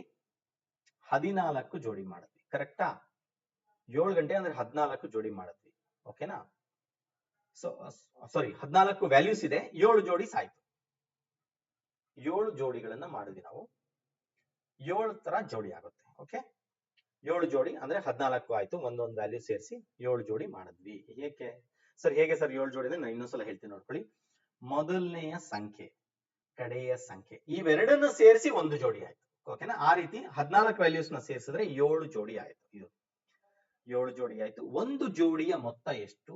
47. 47 ಒಂದು ಜೋಡಿಗೆ. ಅಲ್ಲಿಗೆ ಇದನ್ನ ಮಲ್ಟಿಪ್ಲೈ ಮಾಡಿದ್ರೆ ಎಷ್ಟು? 7 4 28, 280 ಪ್ಲಸ್ 49 329. ಹೇಗೆ ಮಲ್ಟಿಪ್ಲೈ ಮಾಡಿದೆ ನಾನು? 7 ಇಂಟು 40 ಪ್ಲಸ್ 7 ಮಾಡಿದೆ. 47 ಡೈರೆಕ್ಟ್ ಆಗಿ ಮಲ್ಟಿಪ್ಲೈ ಮಾಡಲ್ಲ. 7 ಇಂಟು 40 ಅಂದ್ರೆ 280, ಬಹಳ ಈಸಿ. ಪ್ಲಸ್ 49, 280 ಪ್ಲಸ್ 49 ನನಗೆ 329 ಈಸಿ ಮಾಡೋದು. ಈ ರೀತಿ ನಾವು ಮಲ್ಟಿಪ್ಲಿಕೇಶನ್ ಫಾಸ್ಟ್ ಆಗಿ ಮಾಡಬಹುದು. ಓಕೆನಾ. So 329 correct answer. ಆಪ್ಷನ್ 1 ಸರಿಯಾದ ಉತ್ತರ. ರೈಟ್, ಬನ್ನಿ ನೆಕ್ಸ್ಟ್ ಕ್ವಶನ್ ಹೋಗೋಣ. 500ರ ಮೇಲೆ, ಇದು ಡಿಸ್ಕೌಂಟ್ಸ್ ಅಲ್ಲಿ ಬಹಳಷ್ಟು ಸಲ ಕೇಳುವಂತ ಪ್ರಶ್ನೆ. ಇದರಲ್ಲೂ ಕೂಡ ನಾವೇನು ಫಾರ್ಮುಲಾ ಇಲ್ದಲೇ ಮಾಡೋಣ. ಓಕೆ, 500ರ ಮೇಲೆ 40% ರಿಯಾಯಿತಿ. ಏನಪ್ಪಾ 40% ರಿಯಾಯಿತಿ ಅಂದ್ರೆ ಡೈರೆಕ್ಟ್ ಆಗಿ ಮಾಡಬಹುದು. ಡಿಸ್ಕೌಂಟ್ ಅಲ್ಲಿ ಎಸ್ಪೆಷಲಿ 10% ಅಂದ್ರೆ ಪರ್ಸೆಂಟೇಜ್ ಅಲ್ಲಿ 10% ಅಂದ್ರೆ ಒಂದು ಸೊನ್ನೆನ ಕಳೆದ್ರೆ ಸಾಕು. ಏನಿದ್ರ ಅರ್ಥ? 100ಕ್ಕೆ 10% ಅಂದ್ರೆ ಒಂದು ಸೊನ್ನೆ ಕಳೆದ್ರೆ ಮುಗೀತಷ್ಟೇ, 10 ವ್ಯಾಲ್ಯೂ ಬಂದ್ಬಿಡುತ್ತೆ. ಓಕೆ, 20 ಅಂದ್ರೆ ಇದಕ್ಕೆ ನೀವು ಮಲ್ಟಿಪ್ಲೈ ಮಾಡಿದ್ರೆ ಸಾಕು ಅಷ್ಟೇ. ಅದೇ ರೀತಿ 500ಕ್ಕೆ 10% ಅಂದ್ರೆ 50, 40% ಅಂದ್ರೆ 50 ಇಂಟು 4 200 ರೂಪಾಯಿ. ಇದು 40% ಅಂದ್ರೆ. ಸೊ 500ರಲ್ಲಿ 200 ಹೋದ್ರೆ 300, ಇದು ಒಂದಾಯ್ತು. ಮತ್ತೆ ಏನ್ ಹೇಳ್ತಿದ್ರೆ, ಅದೇ ಮೊತ್ತದ ಮೇಲೆ 30% ಹಾಗೂ 10% ಎಂಬ ಸತತ ಎರಡು ರಿಯಾಯಿತಿಗಳ ನಡುವಿನ ವ್ಯತ್ಯಾಸ ಎಷ್ಟು ಅಂತ ಹೇಳಿದ್ರೆ, ಬನ್ನಿ ನೋಡೋಣ. ಇದನ್ನ 500 ಇದೆ, ಫಸ್ಟ್ 30% ರಿಯಾಯಿತಿ ಮಾಡಿದರೆ, ನಾನು ಅವಾಗಲೇ ಹೇಳಿದೆ 10% ಅಂದ್ರೆ 50, 30% ಅಂದ್ರೆ 150. ಇದನ್ನ ತೆಗೆದ್ರೆ ಎಷ್ಟು ಬಂತು? 350. ಈಗ ಇದ್ರ ಮೇಲೆ 10%, 10% ಅಂದ್ರೆ ಏನ್ ಮಾಡ್ಬೇಕು? ಒಂದು ಸೊನ್ನೆನ ತೆಗಿಬೇಕಷ್ಟೇ. ಸೊ 35 ಆಗ್ಬೇಕು. 350ರಲ್ಲಿ ಒಂದು ಸೊನ್ನೆ ತೆಗೆದ್ರೆ ಲಾಸ್ಟ್ ಅಲ್ಲಿ 35 ಆಯ್ತು. ಇದನ್ನ ತೆಗೆದ್ರೆ ಆನ್ಸರ್ ಎಷ್ಟು ಬಂತು? 315. ಈಗ ಕೇಳಿರೋದೇನು? ಇವೆರಡರ ನಡುವಿನ ವ್ಯತ್ಯಾಸ ಏನು? ಇಲ್ಲಿ 300 ಬರ್ತಾ ಇತ್ತು, ಇಲ್ಲಿ 315. ವ್ಯತ್ಯಾಸ ಎಷ್ಟು ಬಂತು? ಆಪ್ಷನ್ 1 15 ಸರಿಯಾದ ಉತ್ತರ. ಓಕೆ, ಸೊ ಇಲ್ಲೂ ಕೂಡ ನಾವು ಯಾವುದೇ ಸೂತ್ರ ಯೂಸ್ ಮಾಡಲಿಲ್ಲ, ಜಸ್ಟ್ ಸಿಂಪಲ್ ಆಗಿ ಡೈರೆಕ್ಟ್ ಆಗಿ ಡಿಸ್ಕೌಂಟ್ ಮಾಡ್ಕೊಂಡು ಬಂದ್ವಿ ಅಷ್ಟೇ. ಇದು ಕಾಮನ್ ಸೆನ್ಸ್ ಈಗ ಈಸಿ ಕ್ವಶನ್ ಅಂತ ನಾನು ಹೇಳ್ತೀನಿ ಇದನ್ನ. ಓಕೆ, ಬನ್ನಿ ನೆಕ್ಸ್ಟ್. ದಿಕ್ಕುಗಳ ರಿಲೇಟೆಡ್ ಕ್ವಶನ್ ಬಂದಿದೆ. ಡೈರೆಕ್ಷನ್ ಸೆನ್ಸ್ ಅಂತ ಹೇಳ್ತೀವಿ, ಅದ್ರ ಬಗ್ಗೆ ಬಂದಿದೆ. ಪ್ರಕಾಶನು ರಂಗಮಂದಿರಕ್ಕೆ ಹೋಗಲು ಬಯಸುತ್ತಾನೆ. ಪೂರ್ವದಲ್ಲಿರುವ ತನ್ನ ಮನೆಯಿಂದ. ಓಕೆ, ಬರ್ಕೊಳ್ಳೋಣ ಇಲ್ಲಿ ಡೈರೆಕ್ಷನ್ಸ್. ಇದು ನಮ್ಗೆ ಪೂರ್ವದಲ್ಲಿರುವ ತನ್ನ ಮನೆ, ಅವನ ಮನೆ ಇದು. ಓಕೆ, ಹೋಮ್, ಮನೆ ಅಂತ ಬರ್ಕೊಂಡ್ವಿ. ಮನೆಯಿಂದ ಪ್ರಾರಂಭಿಸುತ್ತಾನೆ ಮತ್ತು ಒಂದು ಅಡ್ಡ ರಸ್ತೆ ಕೂಡುವಿಕೆ, ಇಲ್ಲಿ ಅಡ್ಡ ರಸ್ತೆ ಇದೆ, ಇಲ್ಲಿಗೆ ಬಂದಿದ್ದಾನೆ. ಬಲಕ್ಕೆ ಅಂದ್ರೆ ಇಲ್ಲಿಂದ ಬಂದಾಗ ಅವನ ಬಲಕ್ಕೆ ಅಂದ್ರೆ ಈ ಡೈರೆಕ್ಷನ್ ಆಗುತ್ತೆ. Okay, north direction. ವಿಶ್ವವಿದ್ಯಾಲಯ ಅಂತ ಹೇಳ್ತಾರೆ, ವಿಶ್ವವಿದ್ಯಾಲಯ, ವಿವಿ ಅಂತ ಬರೀತೀನಿ. ನೇರವಾಗಿ ಮುಂದೆ ಹೋದ್ರೆ ಆಸ್ಪತ್ರೆ ಅಂತ ಹೇಳ್ತಾ ಇದ್ದಾರೆ, ನೇರವಾಗಿ ಮುಂದೆ ಹೋದ್ರೆ ಆಸ್ಪತ್ರೆ. ಹಾಗಿದ್ರೆ ರಂಗಮಂದಿರ ಎಲ್ಲಿದೆ? ರಂಗಮಂದಿರ ಎಡಗಡೆ ಇದೆ. ರಂಗಮಂದಿರ ಎಡಗಡೆ ಅಂದ್ರೆ ಯಾವ್ದಾಯ್ತು? ದಕ್ಷಿಣ ನಮ್ಮ ಆನ್ಸರ್ ಆಯ್ತು. ಓಕೆ, ಬನ್ನಿ ನೆಕ್ಸ್ಟ್ ಹೋಗೋಣ. 85 ಕ್ವಶನ್ ನಂಬರ್ 85. ಕೆಳಗಿನ ಪದಗಳನ್ನು ಪದಕೋಶ ಅಥವಾ ಡಿಕ್ಷನರಿ ಕ್ರಮದಲ್ಲಿ ಬರೆದಾಗ 3ನೇ ಸ್ಥಾನದಲ್ಲಿ ಬರುವ ಪದವನ್ನು. ಇದು ಬಹಳ ಸುಲಭ ಕ್ವಶನ್ ಇದೆ, ತುಂಬಾ ಏನು ತಲೆ ಕೆಡಿಸ್ಕೊಳ್ಬೇಕಾಗಿಲ್ಲ, ಈಸಿ ಲೆವೆಲ್ ಇದು ಕೂಡ. ಫಸ್ಟ್ ಅಬ್ಸರ್ವ್ ಮಾಡೋಣ. ಸಿ ಅಂತೂ ಎಲ್ಲಾ ಕಡೆ ಇದೆ. ಫಸ್ಟ್ ಲೆಟರ್ ಸಿ ಇದೆ, ಆಗೋಯ್ತು. ಸೆಕೆಂಡ್ ಲೆಟರ್ ನೋಡೋಣ, ಎ ಎಲ್ಲೆಲ್ಲಿದೆ? ಡಿ ಮತ್ತೆ ಬಿ ಯಲ್ಲಿದೆ, ಇವೆರಡು ಬರಬಹುದು ಫಸ್ಟ್ ಅಲ್ಲಿ. ಈಗ ಎರಡನೇ ಲೆಟರ್ ಆಯ್ತು. ಮೂರನೇ ಲೆಟರ್ ಇಲ್ಲಿ ಯು ಇದೆ, ಇಲ್ಲಿ ಎಸ್ ಇದೆ. ಸೊ ಹಾಗಾಗಿ ಡಿ ಫಸ್ಟ್ ಬರುತ್ತೆ, ಇದು ಮೊದಲನೇದು ಆಯ್ತಾ. ಇದು ಎರಡನೇದು, ಕಾವೇರಿ ಎರಡನೇದು. ಈಗ ಮೂರನೇದಕ್ಕೆ ಸಿಒಎನ್ ಎಲ್ಲ ಕಡೆ ಇದೆ. ಸಿಒಎನ್ ಟಿ 4 ಅಕ್ಷರನೂ ಸೇಮ್ ಇದೆ, ಬಟ್ ಇದರಲ್ಲಿ ಸಿಒಎನ್ ಟಿ ಐ ಇದೆ. 4 5ನೇ ಅಕ್ಷರಕ್ಕೆ ಬಂದಾಗ ಇದರಲ್ಲಿ ಇದೆ, ಇದು 3ನೇ ಅಕ್ಷರ. ಯಾವ್ದು ಹೇಳಿದರೆ ಕ್ವಶನ್ ನಮಗೆ? 3ನೇ ಸ್ಥಾನದಲ್ಲಿ ಬರುವ ಪದ continues, option number 3 correct answer. Okay, ಬಹಳ ಸುಲಭ ಇತ್ತು ಇದು, ಈಸಿ ಕ್ವಶನ್. ಬನ್ನಿ, Venn diagrams syllogism question. Syllogism ಬಹಳ ಇಂಟ್ರೆಸ್ಟಿಂಗ್, ಬಟ್ ಅದು ಕ್ವಶನ್ಸ್ ನಾವು ಓದ್ಬೇಕಾದ್ರೆ ಕನ್ಫ್ಯೂಷನ್ ಆಗುತ್ತೆ ಬಹಳ ಸಲ. ಓಕೆ, ಬನ್ನಿ ನೋಡೋಣ. ಇದನ್ನ ವೆನ್ ಡಯಾಗ್ರಾಮ್ ಬರ್ಕೊಂಡು ಮಾಡಿದ್ರೆ ಈಸಿ ಆಗುತ್ತೆ. ಕೆಲವರು ಗಣಿತದಲ್ಲಿ ದುರ್ಬಲರಾಗಿರ್ತಾರೆ, ಗಣಿತದಲ್ಲಿ ದುರ್ಬಲರಾಗಿರುವವರೆಲ್ಲರೂ ಸಂಗೀತಗಾರರು. ಇದು ನಮ್ಗೆ ಕ್ಯಾಚ್. ಇಲ್ಲಿ ಸೆಕೆಂಡ್ ಪಾಯಿಂಟ್ ಏನಿದೆ, ಇದು ತುಂಬಾ ಈಸಿ ಕ್ಯಾಚ್ ಇದು. ಇದನ್ನ ಹೇಗ್ ಬರ್ಕೊಳ್ಳೋದು? ಈ ತರ ಕೊಟ್ಟಾಗ ಇದನ್ನ ನಾನು ಬರ್ಕೊಂತೀನಿ, ವೀಕ್ ಇನ್ ಮ್ಯಾಥ್ಸ್ ಅಂತ ಬರ್ಕೊಂತೀನಿ, WIN ಅಂತ ಬರ್ಕೊಂಡ್ಬಿಡ್ತೀನಿ. Okay, weak in maths. Weak in maths ಇರೋರೆಲ್ಲ ಏನಂತೆ? ಮ್ಯೂಸಿಷಿಯನ್, ಸಂಗೀತಗಾರರು. ಓಕೆ, ಯಾರ್ಯಾರು ಗಣಿತದಲ್ಲಿ ದುರ್ಬಲರಾಗಿದ್ದಾರೋ ಅವರೆಲ್ಲರೂ ಮ್ಯೂಸಿಷಿಯನ್ಸ್ ಅಂತ ಹೇಳಿದ್ದಾರೆ, ಸಂಗೀತಗಾರರು ಅಂತ ಹೇಳಿದ್ದಾರೆ. ಓಕೆ, ಈಗ ತೀರ್ಮಾನ ಅಥವಾ ಕನ್ಕ್ಲೂಷನ್. ಕೆಲವು ಸಂಗೀತಗಾರರು ಗಣಿತದಲ್ಲಿ ದುರ್ಬಲರಾಗಿದ್ದಾರೆ. ಹೌದು, ಖಂಡಿತ, ಯಾಕಂದ್ರೆ ಮ್ಯೂಸಿಷಿಯನ್ಸ್ ಆಗಿದ್ದಾರೆ. ಎಸ್, ಸೊ ಖಂಡಿತವಾಗಿಯೂ ನಿಜ, ಆಪ್ಷನ್ 3 ಕರೆಕ್ಟ್ ಆನ್ಸರ್. ಇದಕ್ಕೆ ಒಂದು ಎಕ್ಸಾಂಪಲ್ ಕೊಟ್ಬಿಡ್ತೀನಿ ನಿಮ್ಗೆ. ನೋಡಿ, ಒಂದು ಎಕ್ಸಾಂಪಲ್ ಕೊಡ್ತೀನಿ. ಸಪೋಸ್ ಎಲ್ಲಾ ಕ್ಯಾರೆಟ್ಸ್ ವೆಜಿಟೇಬಲ್ಸ್ ಅಂತ ಅನ್ಕೊಳ್ಳೋಣ. ಓಕೆ, ಎಲ್ಲಾ ಕ್ಯಾರೆಟ್ಸ್ ವೆಜಿಟೇಬಲ್ಸ್ ಅಥವಾ ಎಲ್ಲಾ ಕ್ಯಾರೆಟ್ಗಳು ತರಕಾರಿಗಳು. ಓಕೆನಾ? ಆಲ್ ಕ್ಯಾರೆಟ್ಸ್ ವೆಜಿಟೇಬಲ್ಸ್ ಅಂತ ಹೇಳ್ಬೋದು. ಆಮೇಲೆ ಸಮ್ ವೆಜಿಟೇಬಲ್ಸ್ ಕ್ಯಾರೆಟ್ ಅಂತ ಹೇಳಿದ್ರು ನಿಜಾನೇ ಆಗುತ್ತೆ. ಏನಿದ್ರ ಅರ್ಥ? All carrots vegetables, some vegetables, ಕೆಲವು ತರಕಾರಿಗಳು ಕ್ಯಾರೆಟ್ಗಳು. ಕರೆಕ್ಟ್. ಅದೇ ರೀತಿ ಇಲ್ಲಿ all those who are weak in maths are musicians, some musicians are weak in maths. Absolutely fine, allowed. Okay, ಹಾಗಾಗಿ ಖಂಡಿತವಾಗಿಯೂ ನಿಜ ಆಯ್ತು ಇದು. ಬನ್ನಿ ನೆಕ್ಸ್ಟ್. ಆಗಸ್ಟ್ 14, 2010 ವಾರದ ಯಾವ ದಿನವಾಗಿತ್ತು? ಇದು ಕ್ಯಾಲೆಂಡರ್ ರಿಲೇಟೆಡ್ ಪ್ರಶ್ನೆ. ಇದಕ್ಕೆ ಸ್ವಲ್ಪ ಬೇಸಿಕ್ಸ್ ನಿಮಗೆ ಜಾಸ್ತಿ ಗೊತ್ತಿರಬೇಕಾಗುತ್ತೆ. ನಾನು ಈ ಕ್ವಶನ್ ಅಲ್ಲಿ ತುಂಬಾ ಏನು ಎಕ್ಸ್ಪ್ಲೈನ್ ಮಾಡಕ್ ಹೋಗಲ್ಲ ಬೇಸಿಕ್ಸ್ ನಿಮ್ಗೆ. ನಾನು ಸಿಂಪಲ್ ಆಗಿ ನಿಮ್ಗೆ ಇಲ್ಲಿ ಇದರ ಆಡ್ ಡೇಸ್ ಬಗ್ಗೆ ಒಂದು ಸ್ವಲ್ಪ ಸಿಂಪಲ್ ಆಗಿ ಹೇಳ್ಬಿಡ್ತೀನಿ. ಒಂದು ನೆನಪಿರ್ಲಿ, every 4th century is a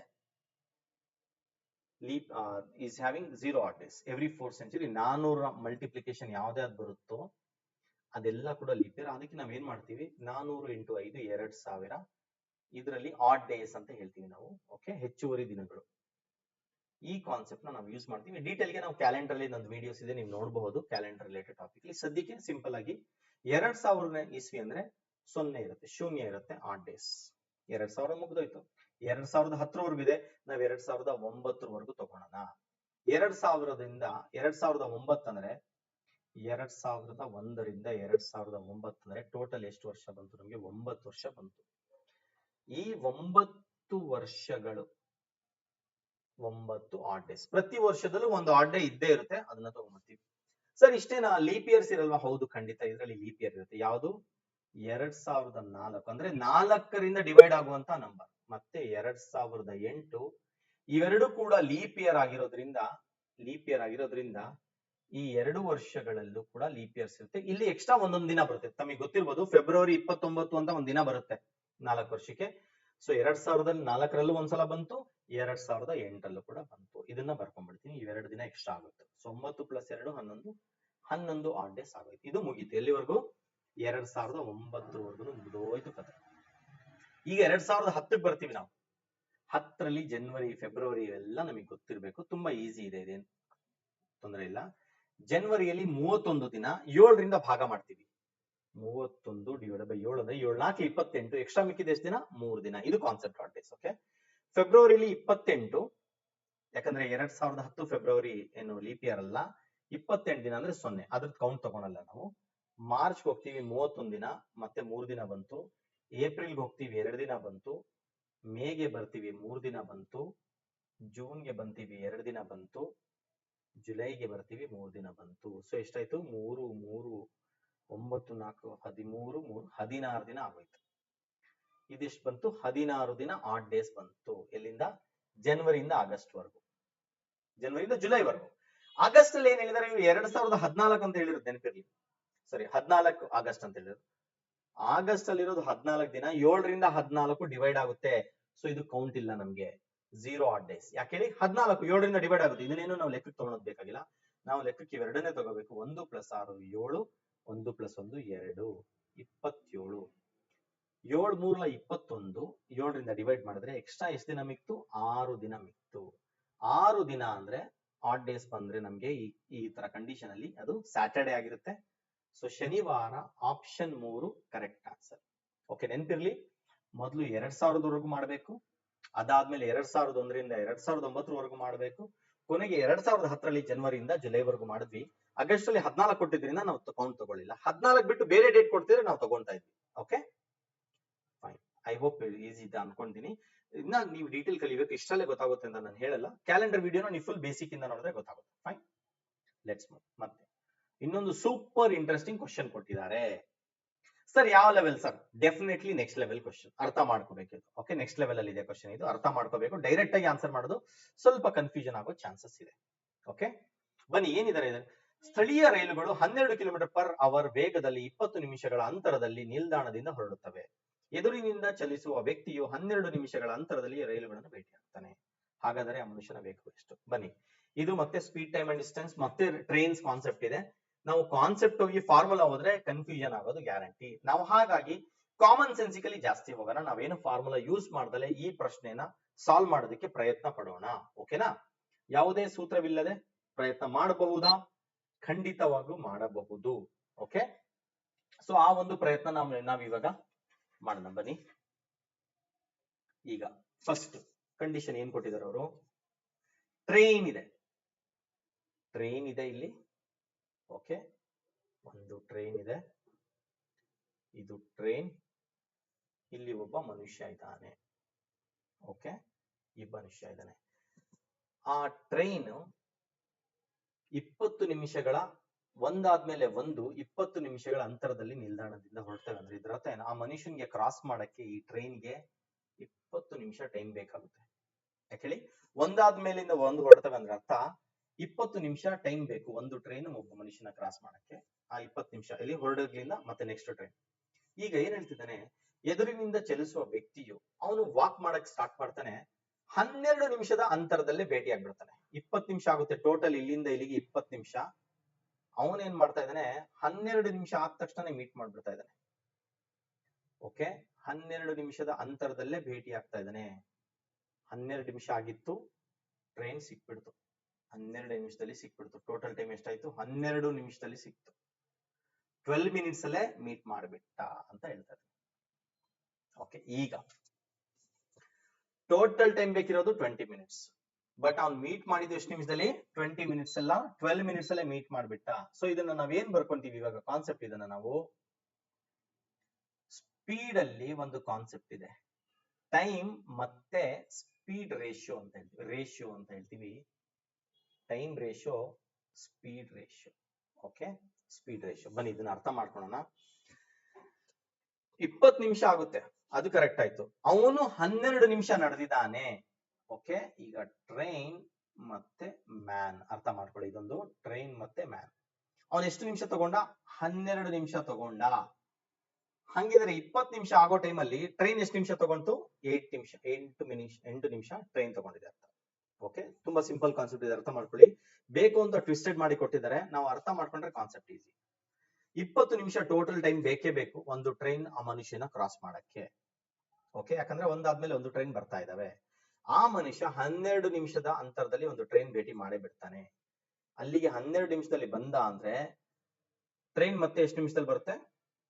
8 ನಿಮಿಷದಲ್ಲಿ ಅದು ಬಂದಿದೆ. ಡಿಫ್ರೆನ್ಸ್ ನೋಡ್ಕೊಳ್ಳಿ, ಮನುಷ್ಯ ತಗೊಂಡಿದ್ದ ಟೈಮ್ 12 ನಿಮಿಷ, ಹಾಗಿದ್ರೆ ಟ್ರೈನ್ ಎಷ್ಟು ನಿಮಿಷ ತಗೊಂಡು? 8 ನಿಮಿಷ. 20ರಲ್ಲಿ 12 ಹೋದ್ರೆ 8. ಓಕೆ, ಇಷ್ಟೇ ಆನ್ಸರ್. ಇವಾಗ ಸಿಕ್ಬಿಡ್ತು ನಿಮ್ಗೆ. ಗೊತ್ತಿರ್ಲಿ, ನಾವು ಸ್ಪೀಡ್, ಟೈಮ್ ಅಂಡ್ ಡಿಸ್ಟೆನ್ಸ್ ನ ಬೇಸಿಕಲಿ ಡಿಸ್ಕಸ್ ಮಾಡಿರ್ತೀವಿ, ನಾನು ವಿಡಿಯೋದಲ್ಲಿ ಇದೆ ನೋಡಿ ಬೇಕಿದ್ರೆ. ಟೈಮ್ ಎಷ್ಟು ತಗೊಳುತ್ತೋ ಸ್ಪೀಡ್ ಅದರ ಉಲ್ಟಾ ಆಗುತ್ತೆ ರೇಷಿಯೋ. ಇದರ ಅರ್ಥ ಏನಪ್ಪಾ ಅಂದ್ರೆ, ನಾನು 100 ಕಿಲೋಮೀಟರ್ ಡಿಸ್ಟೆನ್ಸ್ ನ 200 ಕಿಲೋಮೀಟರ್ ವೇಗದಲ್ಲಿ ಹೋದ್ರೆ ಅರ್ಧ ಗಂಟೆ ಸಾಕು ನನಗೆ. ಅದೇ 100 ಕಿಲೋಮೀಟರ್ ವೇಗವನ್ನ 50 ಕಿಲೋಮೀಟರ್ ದಲ್ಲಿ ಹೋದ್ರೆ, ನಾನು 50 ಕಿಲೋಮೀಟರ್ ಸ್ಪೀಡ್ ಅಲ್ಲಿ ಹೋದ್ರೆ 2 ಗಂಟೆ ಬೇಕು, ಉಲ್ಟಾ ಬೇಕಾಗುತ್ತೆ ಟೈಮ್ ಜಾಸ್ತಿ. ಟೈಮ್ ರೇಷಿಯೋ ಏನಿರುತ್ತೋ, ಸಿಂಪಲ್ ಆಗಿ ಹೇಳ್ಬೇಕಂದ್ರೆ ಸಮಯದ ರೇಷಿಯೋ ಅಂದ್ರೆ ಅನುಪಾತ ಏನಿರುತ್ತೋ ವೇಗದ ಅನುಪಾತ ಅದರ ಉಲ್ಟಾ ಇರುತ್ತೆ, ರಿವರ್ಸ್ ಇರುತ್ತೆ ಅಷ್ಟೇ. ಏನಿದ್ರ ಅರ್ಥ? ಇಲ್ಲಿ time taken by train 8 minutes, time taken by man 12 minutes ಇದ್ರೆ ಸ್ಪೀಡ್ ಉಲ್ಟಾ ಆಗುತ್ತೆ. Speed of the train 12 kilometres per hour and speed of the man 8 kilometres per hour ಆಗುತ್ತೆ. Simple concept. ಓಕೆ, ಈಗ ನಮಗೆ ಕ್ವಶನ್ ಅಲ್ಲಿ ಅವರೇ ಕೊಟ್ಬಿಟ್ಟಿದ್ದಾರೆ 12 ಕಿಲೋಮೀಟರ್ ಪರ್ ಅವರ್. ನಾವು ಡೈರೆಕ್ಟ್ ಆಗಿ ಆನ್ಸರ್ ಬರೀಬಹುದು, ಯಾವುದೇ ಕ್ಯಾಲ್ಕುಲೇಷನ್ ಏನು ಬೇಕಾಗಿಲ್ಲ ನಮ್ಗೆ. ಡೈರೆಕ್ಟ್ ಆನ್ಸರ್ ಸಿಕ್ತು ನಮ್ಗೆ 8 ಕಿಲೋಮೀಟರ್ ಪರ್ ಅವರ್ ಅಷ್ಟೇ. Okay, 8 kilometre per hour direct answer without using any formula. I am sure ಬಹಳಷ್ಟು ಬಾರಿ ನಾವು ಸ್ಪೀಡ್, ಟೈಮ್ ಅಂಡ್ ಡಿಸ್ಟೆನ್ಸ್ ಅಥವಾ ಟ್ರೈನ್ ಅಂದ ತಕ್ಷಣ ಫಾರ್ಮುಲಾ ಬಗ್ಗೆ ತುಂಬಾ ಯೋಚನೆ ಮಾಡ್ತೀವಿ. ಈ ಪ್ರಶ್ನೆಯಲ್ಲಿ ಆಕ್ಚುಲಿ ತುಂಬಾ ಟ್ರಿಕ್ಕಿಯಾಗಿ, ತುಂಬಾ ಬ್ಯೂಟಿಫುಲ್ ಆಗಿ ಈ ಪ್ರಶ್ನೆನ ಅವರು ಮಾಡಿದ್ದಾರೆ, ಫ್ರೇಮ್ ಮಾಡಿದ್ದಾರೆ. ನಾವು ಕೇರ್ಫುಲ್ ಆಗಿ ಅಬ್ಸರ್ವ್ ಮಾಡಿದ್ರೆ ಯಾವುದೇ ಸೂತ್ರವಿಲ್ಲದೆ ಕೇವಲ ಬೇಸಿಕ್ ಗೊತ್ತಿದ್ರೆ ಸಾಕು, ಸ್ಪೀಡ್ ಮತ್ತೆ ಟೈಮ್ ನ ರೇಷಿಯೋ ಅದ್ರ ಮೂಲಕ ನಾವು ಸಾಲ್ವ್ ಮಾಡಬಹುದು. So 8 kilometre per hour without doing any calculation, any complex calculation and any formula. Okay, ದಯವಿಟ್ಟು ಇದ್ರ ಬಗ್ಗೆ ನೀವು ಕಮೆಂಟ್ ಮಾಡಿ ತಮ್ಗೆ ಇಷ್ಟ ಆಗಿದ್ರೆ. Alright, fine. ಬನ್ನಿ next question 89. Very easy, I can say this is very easy question. Seating arrangement ಅಂತ ಹೇಳ್ತೀವಿ. ಎಷ್ಟು ಜನ ಇದಾರೆ ಇಲ್ಲಿ? 6 ಜನ. ಸಿಂಪಲ್, ಸೀಟಿಂಗ್ ಅರೇಂಜ್ಮೆಂಟ್ ಕೊಟ್ಟ ತಕ್ಷಣ 6 ಜನ ಅಂದ್ರೆ 6 ಸ್ಪೇಸ್ ಬರ್ಕೊಂಡ್ಬಿಡ್ಬೇಕು. 1 2 3 4 5 6. ವೈ ಮತ್ತು 6 ಮಧ್ಯದಲ್ಲಿದ್ದಾರೆ. ಎಲ್ಲಿ ಬೇಕಿದ್ರು ಬರ್ಕೋಬಹುದು, ಮಧ್ಯದಲ್ಲಿ ಅಂದ್ರೆ ಮಧ್ಯದಲ್ಲಿ, ಒಟ್ಟಲ್ಲಿ ಆ ಕಡೆನ ಈ ಕಡೆನ ಬರ್ಕೋಬಹುದು, ತೊಂದರೆ ಇಲ್ಲ. ಕ್ಯೂ ಅಂಡ್ ಬಿ ಕೊನೆಯಲ್ಲಿದ್ದಾರೆ. ಕ್ಯೂ ಇಲ್ಲಿ ಬರ್ಕೊಂಡೆ, ಬಿ ಇಲ್ಲಿ ಬರ್ಕೊಂಡೆ ನಾನು. ಓಕೆ, ಈಗ ನೋಡಿ ಇಲ್ಲಿದೆ ಟ್ರಿಕ್. ಇವಾಗ ಪಿ ಯು ಕ್ಯೂ ನ ಎಡಭಾಗದಲ್ಲಿ ಕುಳಿತಿದ್ದಾನೆ. ಕ್ಯೂ ನ ಎಡಭಾಗ ಏನಾದ್ರು ಇದೆಯಾ ನೋಡಿ. ಇದನ್ನ ಅಸ್ಯೂಮ್ ಮಾಡ್ತಿರೋದು ಏನಪ್ಪಾ ಅಂದ್ರೆ, ನಾನು ಈ ಕಡೆ ಫೇಸ್ ಮಾಡ್ತಾ ಇದ್ದಾರೆ ಅಂತ ಅಸ್ಯೂಮ್ ಮಾಡ್ತಾ ಇದ್ದೀನಿ. ಓಕೆ, ಈ ಕಡೆ ಫೇಸ್ ಮಾಡ್ತಾ ಇದ್ದಾರೆ. ಇದು ಲೆಫ್ಟ್ ಸೈಡ್ ಆಗುತ್ತೆ, ಇದು ರೈಟ್ ಸೈಡ್ ಆಗುತ್ತೆ ಇವರಿಗೆ. ಆಲ್ ರೈಟ್, ಇದು ತುಂಬಾ ಇಂಪಾರ್ಟೆಂಟ್. ಲೆಫ್ಟ್ ಯಾವ್ದು ರೈಟ್ ಯಾವ್ದು ಗೊತ್ತಿರಬೇಕು. ಈಗ ಪಿ ಯು ಕ್ಯೂ ನ ಎಡಭಾಗ, ಕ್ಯೂನೇ ಕೂತ್ಕೊಂಡಿರೋದು ಲಾಸ್ಟ್ ಅಲ್ಲಿ, ಎಡಭಾಗ ಇನ್ನೆಲ್ಲಿ ಬರುತ್ತೆ? ಸೊ ನಾನು ಬರ್ಕೊಂಡಿದ್ದು ತಪ್ಪು ಅಂತ. ಅಲ್ಲಿಗೆ ಕ್ಯೂ ಇಲ್ಲಿ ಬರ್ಕೋಬಾರ್ದು, ಇಲ್ಲಿಗೆ ನಾನು ಬಿ ಬರ್ಕೋಬೇಕಿತ್ತು, ಇಲ್ಲಿಗೆ ನಾನು ಕ್ಯೂ ಬರ್ಕೋಬೇಕಿತ್ತು. ನಾನು ಸ್ಟಾರ್ಟಿಂಗ್ ತಪ್ಪು ಬರ್ಕೊಂಡೆ, ದಟ್ಸ್ ಓಕೆ, ಬರ್ಕೊಂಡೆ, ಆಯ್ತು. ಈಗೇನು? ಪಿ ಯು ಕ್ಯೂ ನ ಎಡಭಾಗದಲ್ಲಿ ಬರ್ಕೊಂಡಿದ್ದಾನೆ, ಕ್ಯೂ ನ ಎಡಭಾಗ ಇದು, ಸೊ ಇಲ್ಲಿ ಬರ್ಕೊಂಡೆ ಪಿ. ಬಿ ಯ ಬಲಭಾಗದಲ್ಲಿ ಯಾರಿದ್ದಾರೆ? ಇಲ್ಲಿ ಮಿಕ್ಕಿರೋದು ಇನ್ಯಾರು ನೋಡಿದ್ರೆ ಗೊತ್ತಾಗುತ್ತೆ, ಎಲ್ಲರೂ ಖಾಲಿ ಆಗ್ಬಿಟ್ರು. ಮಿಕ್ಕಿರೋದು ಎ ಅವರು ಅಷ್ಟೇ. ಎ ಅಂತ ಇದಾರಲ್ಲ, ಇವರೇ ಮಿಕ್ಕಿರೋದು. ಸೊ ಆಪ್ಷನ್ 3 ಎ ಸರಿಯಾದ ಉತ್ತರ. ಬಹಳ ಈಸಿ, ತುಂಬಾ ಸುಲಭವಾದಂತ ಪ್ರಶ್ನೆ ಇದು. ಓಕೆ, ಬನ್ನಿ ನೆಕ್ಸ್ಟ್ ಕ್ವಶನ್ ಹೋಗೋಣ. ಒಂದು ನಿರ್ದಿಷ್ಟ ಕೋಡ್ ಭಾಷೆಯಲ್ಲಿ ಹಾರ್ಟ್ ಕೋಡಿಂಗ್ ಡಿಕೋಡಿಂಗ್ ಬಂದೇ ಬರುತ್ತೆ ಅಂತ ಹೇಳಿದೆ, ಮತ್ತೆ ಬಂದಿದೆ ಕ್ವಶನ್. SVZIG ಅದೇ ಕೋಡ್ ಅಲ್ಲಿ ಕೋಡಿಂಗ್ ಡಿಕೋಡಿಂಗ್ ಎಸ್ಪೆಷಲಿ ಕ್ವಶನ್ ಇದ್ರೆ ಸ್ನೇಹಿತರೆ, ಈಗ ನಿಮ್ಗೆ ಸ್ಕ್ರೀನ್ ಮೇಲೆ ನಾನು ತೋರಿಸ್ತಾ ಇದ್ದೀನಿ, ಆರ್ಡರ್ ಏನ್ ತೋರಿಸ್ತಾ ಇದ್ದೀನಿ ಆ ರೀತಿ ಬರ್ಕೊಂಡ್ರೆ ನಿಮ್ಗೆ ಬಹಳ ಸುಲಭ ಆಗುತ್ತೆ ಕೋಡಿಂಗ್ ಡಿಕೋಡಿಂಗ್ ಸಾಲ್ವ್ ಮಾಡೋದು. ಹೇಗೆ ಸರ್ ಅಂತೀರಾ? ಈಗ ಅಬ್ಸರ್ವ್ ಮಾಡಿದ್ರೆ ಗೊತ್ತಾಗುತ್ತೆ. ಹಾರ್ಟ್, ಆಮೇಲೆ ಇದೊಂದಾಯ್ತು. ಇನ್ನೊಂದು ಟೆಕ್ನಿಕ್ ನಿಮ್ಗೆ ಹೇಳ್ಕೊಡ್ತೀನಿ, ಸಿಂಪಲ್ ಟೆಕ್ನಿಕ್. ಪ್ರಿಫರಬಲಿ ನೀವು ಆ ಪದದ ಕೆಳಗಡೆ ಕೊಟ್ಟಿರುವಂತ ಪದ ಬರ್ಕೋಬೇಕು. ಹಾರ್ಟ್ ಅಂದ್ರೆ ಏನಂತ ಹೇಳಿದ್ರೆ SVZIG ಅಂತ ಕೊಟ್ಟಿದ್ದಾರೆ. SVZIG ನೋಡಿ, ಹೆಚ್ ಮತ್ತೆ ಎಸ್ ಅಬ್ಸರ್ವ್ ಮಾಡಿ ಕೇರ್ಫುಲ್ ಆಗಿ. ಹೆಚ್ ಮತ್ತೆ ಎಸ್ ಏನಾಗಿದೆ ಇಲ್ಲಿ? ಪರಸ್ಪರ ವಿರುದ್ಧವಾಗಿದೆ. ಇ ಮತ್ತೆ ವಿ ವಿರುದ್ಧವಾಗಿದೆ, ಎ ಮತ್ತೆ ಝೆಡ್ ವಿರುದ್ಧವಾಗಿದೆ, ಆರ್ ಮತ್ತೆ ವೈ ವಿರುದ್ಧ ಆಗಿದೆ, ಟಿ ಮತ್ತೆ ಜಿ ವಿರುದ್ಧ, ಪರಸ್ಪರ ಆಪೋಸಿಟ್ ವಿರುದ್ಧವಾಗಿದೆ ಅಷ್ಟೇ. ಸೊ ಸೇಮ್ ಕ್ವಶನ್ ನಾವು ಇವಾಗ ಮಾಡ್ಬೇಕು, ಇಷ್ಟೇ ಮಾಡ್ಬೇಕಾಗಿರೋದು ನಾವು ಕೂಡ ಮೈಂಡ್ ಗೆ ಅಪೋಸಿಟ್ ಬರೀಬೇಕು. ಯಾವುದು ರಿವರ್ಸ್ ಆರ್ಡರ್ ಹೋದ್ರೆ ಅಪೋಸಿಟ್. ಎಂ ಗೆ ಅಪೋಸಿಟ್ ಯಾವ್ದಿದೆ ನೋಡಿ ಇಲ್ಲಿ ಎನ್, ಐ ಗೆ ಅಪೋಸಿಟ್ ಆರ್ ಇದೆ, ಎನ್ ಗೆ ಅಪೋಸಿಟ್ ಎಂ ಇದೆ, ಡಿ ಗೆ ಅಪೋಸಿಟ್ ಡಬ್ಲ್ಯೂ ಇದೆ. N R M W option 4 ಸರಿಯಾದ ಉತ್ತರ. ಓಕೆ, ಐ ಹೋಪ್ ತಮ್ಗೆ ಈ ವಿಡಿಯೋ ಇಂದ ಉಪಯೋಗ ಆಗಿದೆ ಅಂತ ಅನ್ಕೊಂತೀನಿ. ತಾವೆಲ್ಲರೂ ದಯವಿಟ್ಟು ನಿಮ್ಗೆ ಯೂಸ್ ಆಗಿದೆ ಅನ್ಸಿದ್ರೆ, ನಿಮ್ಗೆ ವಿಡಿಯೋ ಯೂಸ್ ಆಗಿದೆ ಅಂತ ಅನ್ಸಿದ್ರೆ ನಮ್ಮ ಚಾನಲ್ ನ ಸಬ್ಸ್ಕ್ರೈಬ್ ಮಾಡ್ಕೊಳ್ಳಿ. RYT ಅಕಾಡೆಮಿ ಅಂತ ನಮ್ಮ ಚಾನಲ್. ನಮಗೂ ಕೂಡ ಸಪೋರ್ಟ್ ಮಾಡಿ. ನಿಮ್ಮ ಪ್ರೋತ್ಸಾಹ ನಮ್ಗೆ ಬಹಳಷ್ಟು ಅವಶ್ಯಕತೆ ಇದೆ. ತಾವೆಲ್ಲರೂ ದಯವಿಟ್ಟು ನಮಗೂ ಕೂಡ ಪ್ರೋತ್ಸಾಹ ಮಾಡಿ. ಹಾಗೆ ತಮ್ಗೆ ಮೆಂಟಲ್ ಎಬಿಲಿಟಿಯ ರಿಲೇಟೆಡ್ ಯಾವುದೇ ವಿಷಯದ ಬಗ್ಗೆ ಸವಿಸ್ತಾರವಾಗಿ ವಿಡಿಯೋ ಬೇಕಿದ್ರೆ ನನ್ನ ವಿಡಿಯೋಸ್ ಆಲ್ರೆಡಿ ಇದೆ, ನೋಡಬಹುದು. ಅಥವಾ ನೀವು ಯಾವುದೇ ಪ್ರಶ್ನೆಯನ್ನ ನೀವು ನನಗೆ ಕಳಿಸಿದ್ರೆ ನಾನು ಅದನ್ನ ಕೂಡ ಸಾಲ್ವ್ ಮಾಡಿ ನಾನು ವಿಡಿಯೋ ಕೂಡ ಮಾಡಿ ಅಪ್ಲೋಡ್ ಮಾಡ್ತೀನಿ. ನನ್ನ ಸಂಖ್ಯೆಯನ್ನು ಕೂಡ ನಾನು ಇಲ್ಲಿ ಮೊಬೈಲ್ ನಂಬರ್ ನ ಸ್ಕ್ರೀನ್ ಮೇಲೆ ಬರೀತಾ ಇದ್ದೀನಿ ಇವಾಗ. ಸೊ ನೀವು ನನ್ನ ಸಂಖ್ಯೆಗೆ ಕೂಡ ನೀವು ವಾಟ್ಸ್ಆಪ್ ಮಾಡಬಹುದು. So do not hesitate, you can directly WhatsApp me the question on mental ability. Okay, 8861169896 ಇದು ನನ್ನ ವಾಟ್ಸ್ಆಪ್ ಸಂಖ್ಯೆ ಆಗಿದೆ. 8861169896 ನನ್ನ ವಾಟ್ಸ್ಆಪ್ ಸಂಖ್ಯೆ. ನೀವು ಯಾವುದೇ ಮುಜುಗರ ಇಲ್ಲದೆ ನನಗೆ ವಾಟ್ಸ್ಆಪ್ ಮಾಡಿ ಕ್ವಶನ್ಸ್ ನ ಕಳಿಸಿ, ನಾನು ಸಾಲ್ವ್ ಮಾಡ್ತೀನಿ. ಸಾಲ್ವ್ ಮಾಡ್ಬಿಟ್ಟು ನಾನು ವಿಡಿಯೋನ ಯೂಟ್ಯೂಬ್ ಚಾನಲ್ ಅಲ್ಲಿ ಅಪ್ಲೋಡ್ ಮಾಡ್ತೀನಿ. ತಾವೆಲ್ಲರೂ ದಯವಿಟ್ಟು ನಮ್ಮ ಚಾನಲ್ ನ ಸಬ್ಸ್ಕ್ರೈಬ್ ಮಾಡಿ. ಅದೇ ರೀತಿ ನಮ್ಮ ಇನ್ಸ್ಟಾಗ್ರಾಮ್ ಚಾನಲ್ ಕೂಡ ಇದೆ, RYT ಅಕಾಡೆಮಿ, ಸೇಮ್ ಅದೇ ಹೆಸರಿಂದ. ತಾವು ದಯವಿಟ್ಟು ನಮ್ಮ ಇನ್ಸ್ಟಾಗ್ರಾಮ್ಗೂ ಕೂಡ ತಾವು ಫಾಲೋ ಮಾಡಿ, ನಮ್ಮನ್ನ ಪ್ರೋತ್ಸಾಹ ಮಾಡಿ. ಓಕೆ ಸ್ನೇಹಿತರೆ, ಮತ್ತೆ ಸಿಗೋಣ ನಾವು ಮತ್ತಷ್ಟು ಪ್ರಶ್ನೆಗಳೊಂದಿಗೆ. ನಾನು ಬೈಲಿಂಗ್ವಲ್ ಕ್ಲಾಸಸ್ ಮಾಡೋದ್ರಿಂದ English as well as Kannada ಯಾವುದೇ ಇರಲಿ ನಾನು ಕ್ಲಾಸಸ್ ನ ಮಾಡ್ತೀನಿ. ತಮಗೆ ಉಪಯೋಗ ಹಾಗೆ ಖಂಡಿತ ಕ್ಲಾಸಸ್ ನ ಮಾಡ್ತೀನಿ. ಐ ಹೋಪ್ ಈ ವಿಡಿಯೋ ತಮಗೆ ಉಪಯೋಗ ಆಗಿದೆ ಅಂತ ಅನ್ಕೊಂತೀನಿ. ಧನ್ಯವಾದಗಳು. Thank you and wish you all the best.